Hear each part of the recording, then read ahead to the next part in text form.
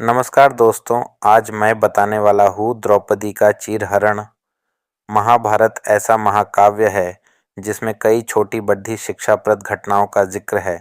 द्रौपदी चीरहरण भी महाभारत की ऐसी ही घटना है। द्रौपदी पांचाल देश की राजकुमारी थी और उसका विवाह अर्जुन से हुआ था।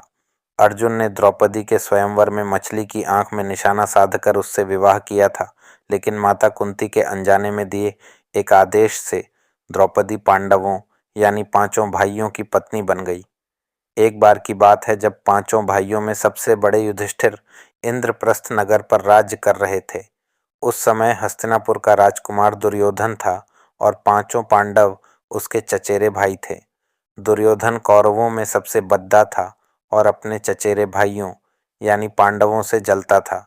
दुर्योधन सबसे ज्यादा अपने चालाक मामा शकुनी को मानता था। शकुनी ने दुर्योधन को सलाह दी कि वो पांडवों को जुआ खेलने के लिए आमंत्रित करे। पांडवों ने अपने भाई दुर्योधन का निमंत्रण स्वीकार कर लिया। उस सभा में भरत वंश के शासक धृतराष्ट्र, भीष्म पितामह, द्रोणाचार्य और महात्मा विदुर जैसे महान लोग भी उपस्थित थे। शकुनी मामा ने छल कपट से पांडवों को हराना शुरू किया। इस खेल में पांडव अपना राज्य हार गए। धर्मराज युधिष्ठिर ने स्वयं और अपने चारों भाइयों को भी दांव पर लगाया और हार गए। अंत में जब दांव पर लगाने के लिए उनके पास कुछ नहीं बचा तो उन्होंने अपनी पत्नी द्रौपदी को दांव पर लगा दिया। दुर्योधन तो जैसे इसी पल का इंतजार कर रहा था। शकुनी मामा की मदद से उसने जुए में द्रौपदी को भी जीत लिया। द्रौपदी को जीतने के बाद दुर्योधन ने अपने भाई दुशासन को आदेश दिया कि वो द्रौपदी को भरी सभा में बाल पकड़ और घसीटते हुए लेकर आए। भाई से आज्ञा मिलते ही दुशासन द्रौपदी के कक्ष में गया और उसे सभा में चलने को कहा। रानी द्रौपदी बहुत ही स्वाभिमानी और पतिव्रता स्त्री थीं, इसलिए उन्होंने दुशासन के साथ चलने से मना कर दिया। दुशासन ने गुस्से में आकर द्रौपदी के बाल पकड़ लिए और उसे खींचते हुए भरी सभा में लाकर खड्डेद्धा कर दिया। दुर्योधन ने दुशासन को आज्ञा दी कि वो द्रौपदी को भरी सभा में निर्वस्त्र कर दे।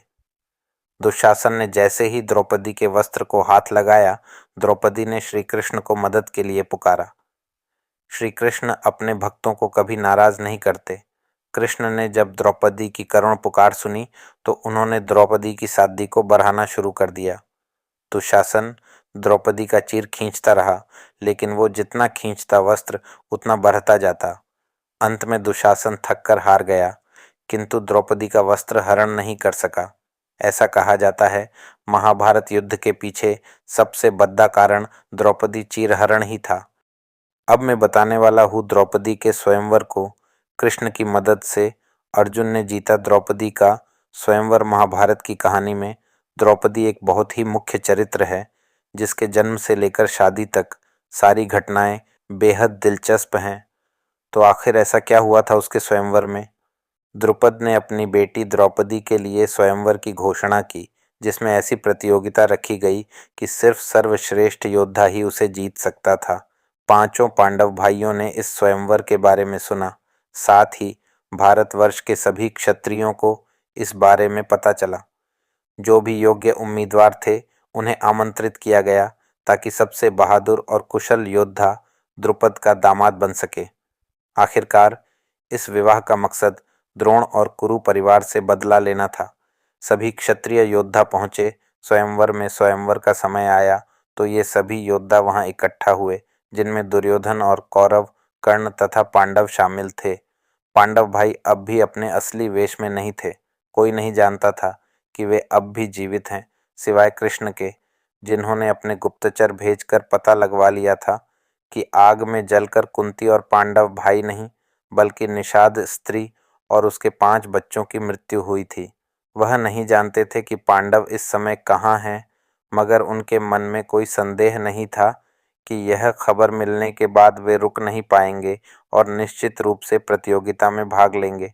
जब कर्ण आया तो कृष्ण ने आंखें बंद करके द्रौपदी से कहा, मुझे तुम्हारे लिए डर लग रहा है, क्योंकि यह नहीं होना चाहिए।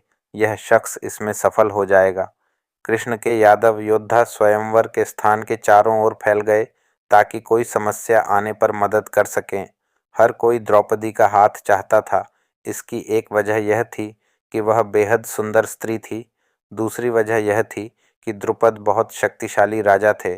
उनका साम्राज्य बहुत विशाल था, जिसके साथ हर कोई संबंध बनाना चाहता था। प्रतियोगिता के दिन खूब चहल पहल थी।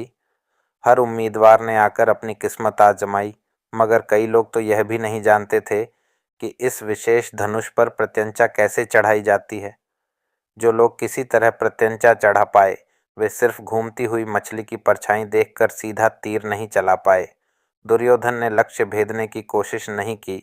दुर्योधन वहां जाकर खुद चुनौती को जीतना चाहता था, मगर वह मौका गंवाना नहीं चाहता था। इसलिए पहले उसने अपने भाई दुशासन को भेजा ताकि वह चुनौती को आजमाए, मगर उसे जीते नहीं। दुशासन एक अभिमानी और साहसी योद्धा था। उसने जाकर धनुष पर प्रत्यंचा चढ़ाने की कोशिश की, मगर सफल नहीं हो पाया। यह देखकर कि उसका भाई इसे नहीं कर पाया, दुर्योधन भी हारने की शर्म से बचने के लिए वहां से चला गया। फिर कर्ण आगे आया।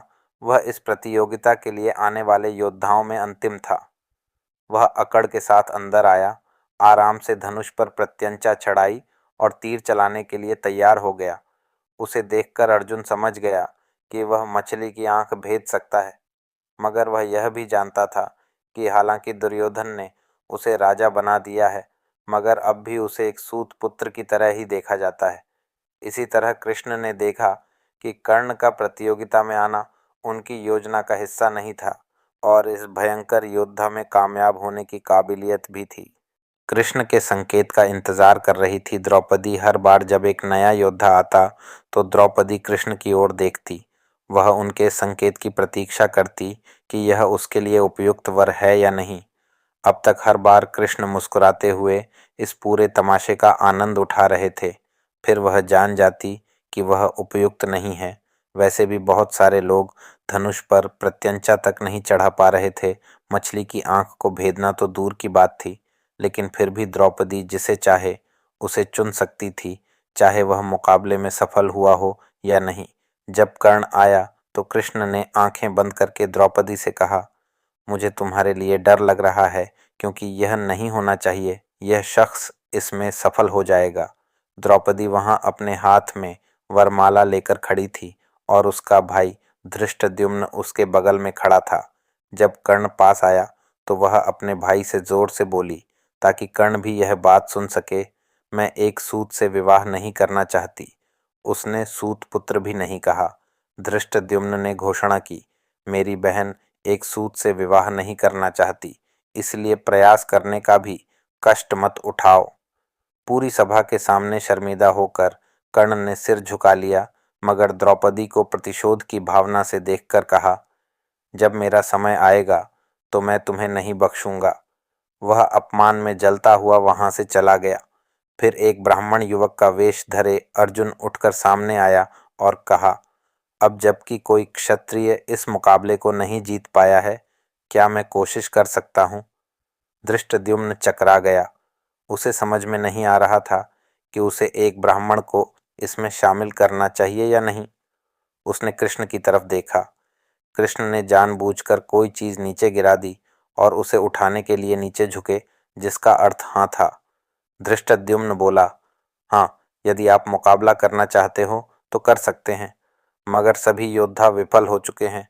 आप इसे कैसे कर पाएंगे? अर्जुन ने भेद दिया। लक्ष्य ब्राह्मण युवक सामने आया।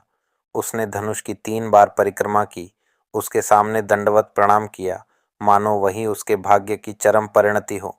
फिर उसने धनुष उठाया, आसानी से उस पर प्रत्यंचा चढ़ाई और परछाई में देखकर तीर चला दिया। हर योद्धा को मछली की आंख में तीर मारने के 5 मौके मिलने थे। उसने इतनी जल्दी जल्दी 5 तीर चलाए कि मछली की आंख में तीरों की कतार जाकर लगी और मछली गिर पड़ी। इस प्रतियोगिता को देखने आए ब्राह्मणों और गैर क्षत्रियों की ओर से तालियां गूंज उठीं, मगर क्षत्रिय क्रोध में दहाड़ उठे, यह ठीक नहीं है। एक राजकुमारी एक ब्राह्मण से विवाह कैसे कर सकती है? अब एक ब्राह्मण ने मुकाबला जीता है और आर्य धर्म के अनुसार हम ब्राह्मण की हत्या नहीं कर सकते हैं, मगर धृष्टद्युम्न ने ही उसे प्रतियोगिता में शामिल होने दिया। हम उसे मार डालते हैं। उन सभी ने अपनी अपनी तलवारें निकाल लीं। भीम, नकुल, सहदेव और अर्जुन खड़े होकर लड़ने के लिए तैयार हो गए।